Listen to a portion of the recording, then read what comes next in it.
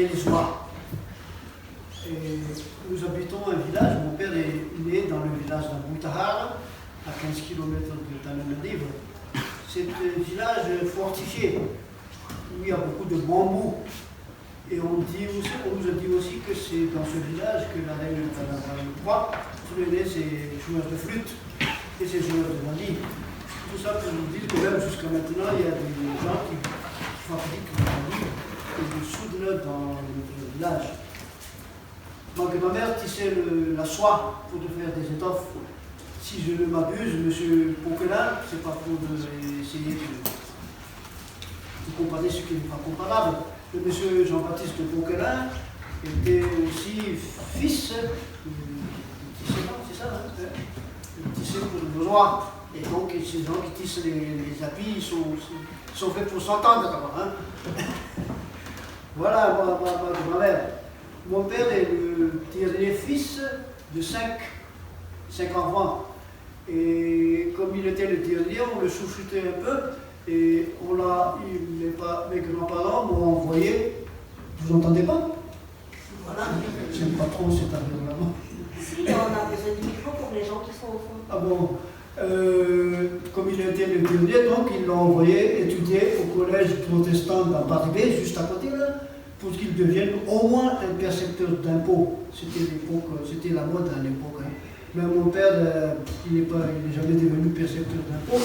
Il a rencontré M. Rabazac, qui est un grand nom du théâtre malgache, qui l'a engagé dans la troupe Ramanda, et où il faisait que chanter. Et c'est là qu'il chantait avec Madame Christine, qui est la maman de la chanteuse La Rosa Pesson. Tout ça, c'était de la même famille. Hein. Et alors là, il a rencontré Madame Roselal, une dame de la radio nationale malgache, de Radio Madagascar. Et mon père, Roselal, l'a dit de l'engager pour travailler à la radio Tananarive, comme on dit, avec Désiré de Marousson, Jean-Louis Rafi, des grands noms de la radio de Madagascar. Et là, à cette radio, il chantait, il présentait des chansons sociales, des chansons qui parlent de la vie de Tananarive, le pickpocket, l'hôtel de ville qui était là et qui croyait que c'était un bar à peuple, mais hôtel, et lui parlait des choses, des mœurs de la société, quoi. Comme M. de Molière, d'ailleurs, c'est encore là. Et là, je vais vous passer juste un petit peu la chanson Audrey.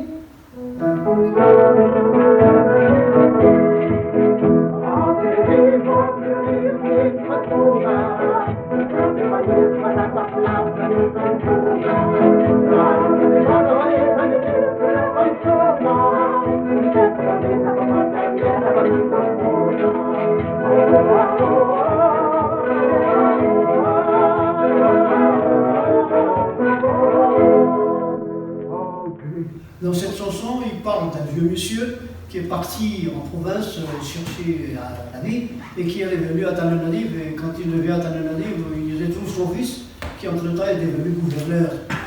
Et son fils l'a régné complètement. Et il a dit, je préfère retourner à la campagne. Voilà. Donc ce sont des chansons comme ça qu'il faisait, quoi. Et en 1959, il y a le TUC, Théâtre de l'Union culturelle de l'époque, qui partait en vacances, qui partait en tournée à Madagascar. Et mon père allait avec lui, avec cette troupe, jouer la jalousie du vase bouillé. Pendant que la troupe française jouait, le Diamdragout jouait à côté. Je vais vous montrer la photo. Voilà. Il faisait des commentaires de la pièce à côté. Je ne sais pas si c'était bien, mais en tout cas, ils se sont beaucoup amusés. Et c'est là que Diamdragout a connu Molière, M. Jean-Baptiste Poquelin, parce qu'il parlait beaucoup. Et après le passage du théâtre de l'Union culturelle, Diamdragout a adapté l'avare de Molière. Et il l'appelait Tirez-vous, traire la boule. Voilà, comme ça, vous voyez ce qu'il disait. Après, il a traduit le médecin malgré lui, Docteur Sfidri. Après, il a joué et traduit les fausses berries de Scapin, Samuel Capetz, et il partait en tournée en malgache avec ces pièces de Molière là. je vous dis que c'était merveilleux parce qu'il y a 4 ans, il y a une jeune fille qui est venue dans notre village et qui vous a dit « Je suis votre sœur ». Je dis « Votre sœur, mais comment ça ?» Elle a dit « Je suis née pendant une représentation de votre père à Manakar. Et ma maman m'a appelé aux têtes, comme au terme. Il paraît que je peux voir votre spectacle à vie. » Ah, je dis, je suis votre soeur. Nous étions très très émus, vous savez. Je dis, enfin, vous êtes vraiment nos soeurs. Donc nous avons beaucoup de soeurs dans l'île. Hein. De frères aussi. Hein. Mais oui, et c'est vrai, donc c'est pour vous dire que c'est comment il était un peu au terme. C'était quelqu'un comme ça, quoi, qui était assez simple. Et avec cette troupe de Navarre, donc, cet épisode de Molière, il y a des comédiens français qui sont venus à Madagascar. Attendez, je vais faire ça.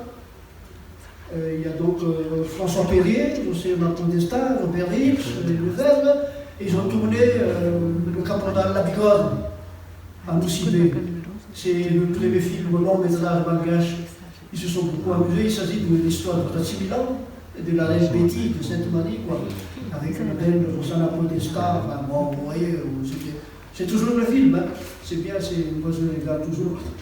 Et voilà. Et donc après, il y a mon père, on l'a envoyé à Lyon, à Avignon plutôt, apprendre le théâtre pendant 6 mois. Il a eu comme professeur un certain M. Jean Villard.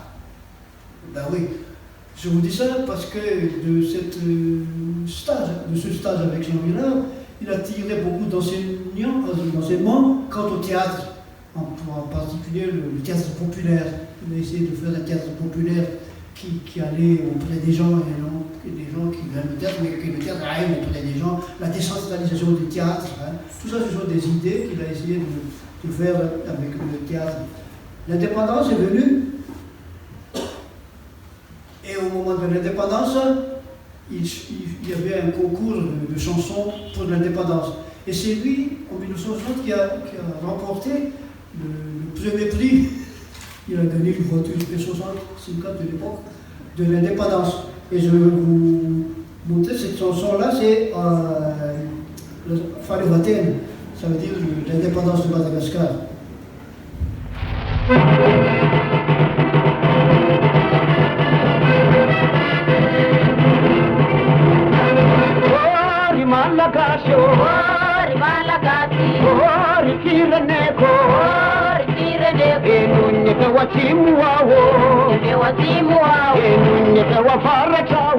Voilà, ça, là c'était au podium, donc ce podium-là c'était à la place devant la mairie, donc je suis venu, il y avait une espèce de podium, et tous les 14 octobre, il y avait la fête, quoi. Hein.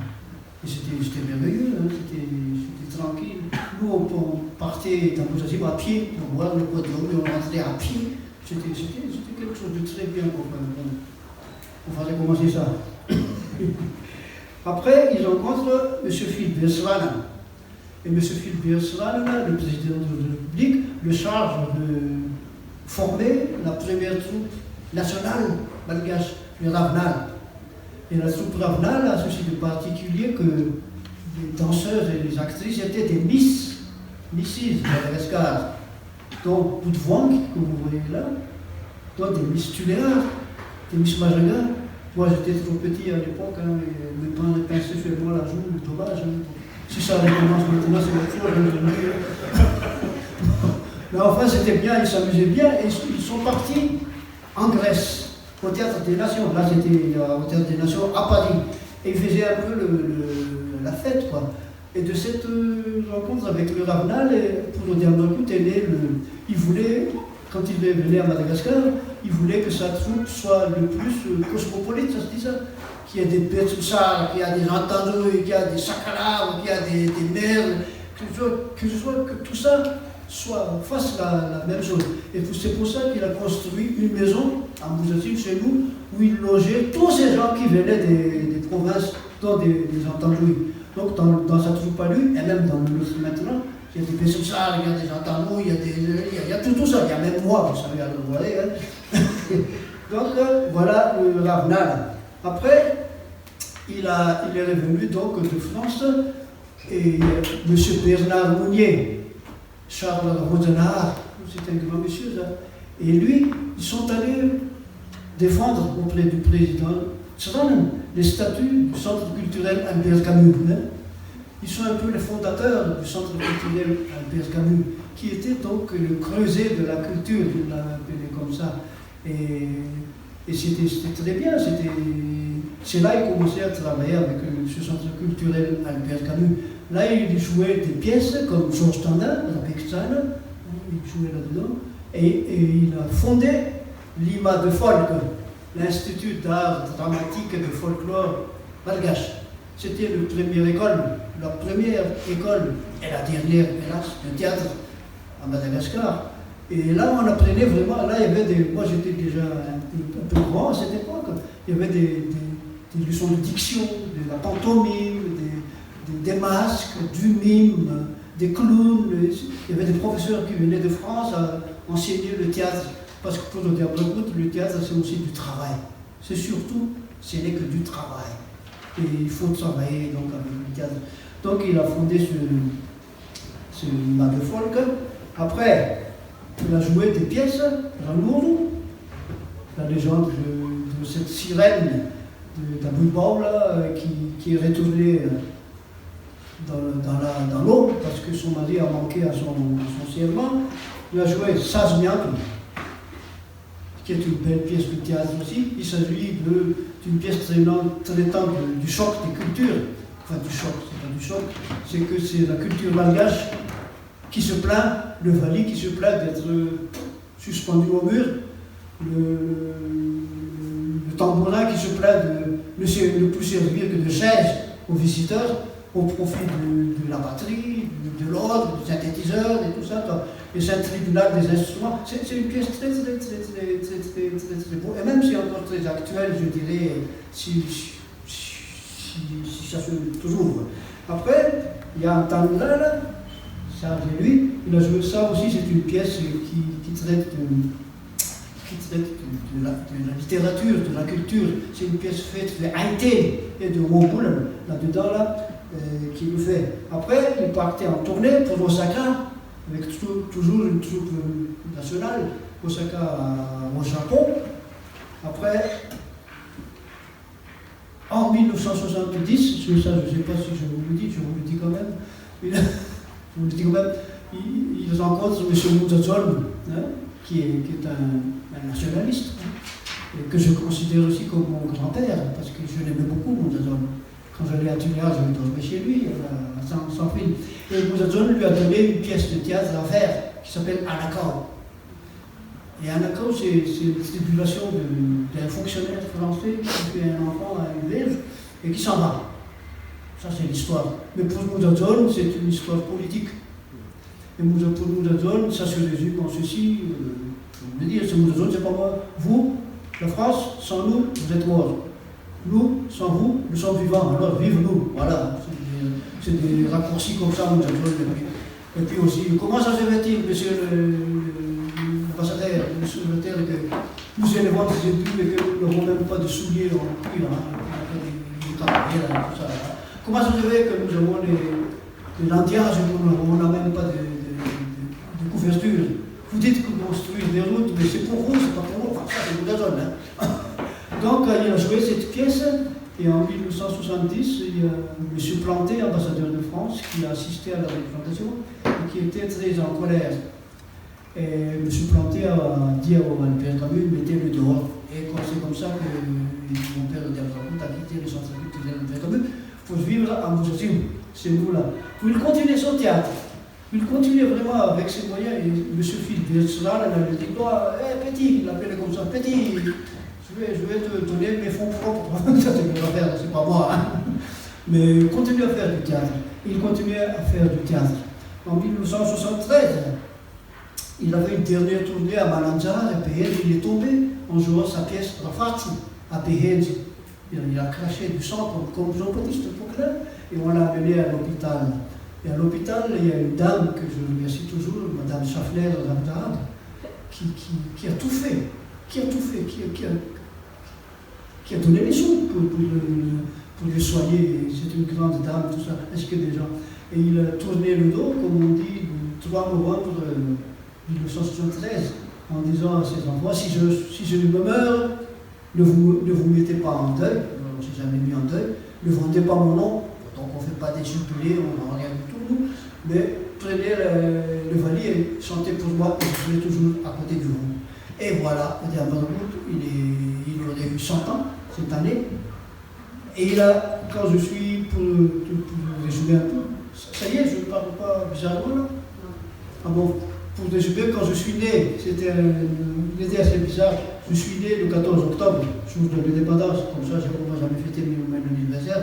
Tout le monde faisait les flonflons là, en 1949. Et quand je suis né, il a fait cette chanson Azamanadinois, un requiem, qui dit mon fils, mon ami, si je me meurs, lorsque je naissais, si je disparais, si je me meurs un jour, je ne crois pas que je t'abandonne, je serai toujours avec toi où tu es, je ne serai pas loin, je serai à côté, je ne fais que préparer un paradis pour t'accueillir. Donc je crois qu'il est avec nous maintenant.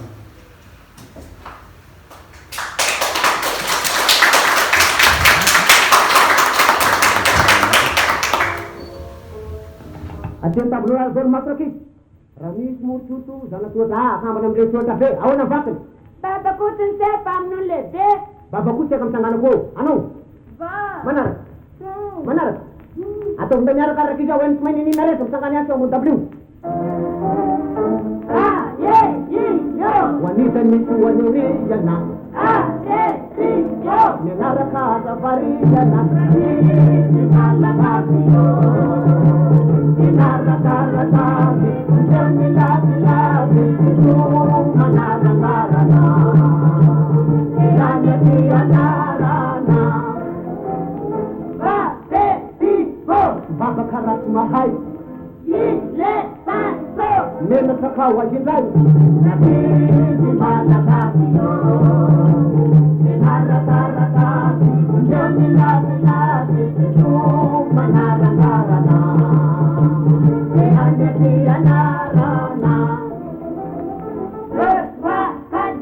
mitombisanandro miso 1, 2, 3, 4 aveo mandray afako malakavio inarakaratavy